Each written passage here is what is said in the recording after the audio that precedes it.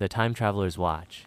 It was an ordinary afternoon when 12-year-old Leo stumbled upon the dusty old shop at the end of Maple Street. The sign above the door read Mr. Elric's Curiosities, Antiques.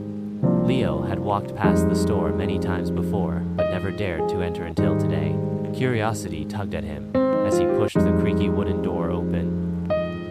Inside, the shop smelled of old books and polished wood. Strange artifacts lined the shelves: pocket watches, globes, old maps, and peculiar-looking trinkets.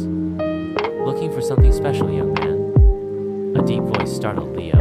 An old man with silver hair and piercing green eyes stood behind the counter. His name tag read Mr. Elric. "I'm just looking," Leo said, his eyes scanning the items. Then he saw it, the golden pocket watch, lying atop a velvet cloth. It wasn't just any watch. It shimmered with an eerie glow, and strange symbols were engraved on its surface. Mr. Elric noticed Leo's interest. "Ah, you have a good eye. That watch is special." Leo hesitated. "How much?" The old man smiled. "For you, young traveler, it's free, but remember, use it wisely." Leo was puzzled but didn't argue. He took the watch, thanked Mr. Elric, and left the shop. Back in his room, Leo examined the watch. There were no numbers, just symbols, and a single button on the side. He pressed it. A sudden gust of wind whooshed around him.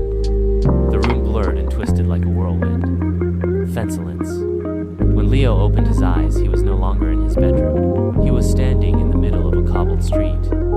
People, dressed in old-fashioned clothes, walked past. Horse-drawn carriages rolled by, and a large clock tower loomed above him. "Where am I?" Leo whispered. Then it hit him. This wasn't just a dream. The watch had transported him to the past. Excited, he wandered through the city, realizing he was in the late 1800s. He saw newspaper boys shouting headlines, gas lamps lining the streets, and men tipping their hats to ladies in elegant dresses. But suddenly, someone grabbed his arm. "You, what are you doing here?" Leo turned to see a boy his age, dressed in a newsboy cap and worn-out clothes.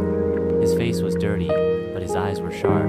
"I'm just visiting," Leo stammered. The boy narrowed his eyes. "You ain't from around here, are ya?" Leo hesitated, but then decided to trust him. "I think I time traveled here." To his surprise, the boy grinned. "No way! That's amazing. I'm Thomas." Leo and Thomas became fast friends.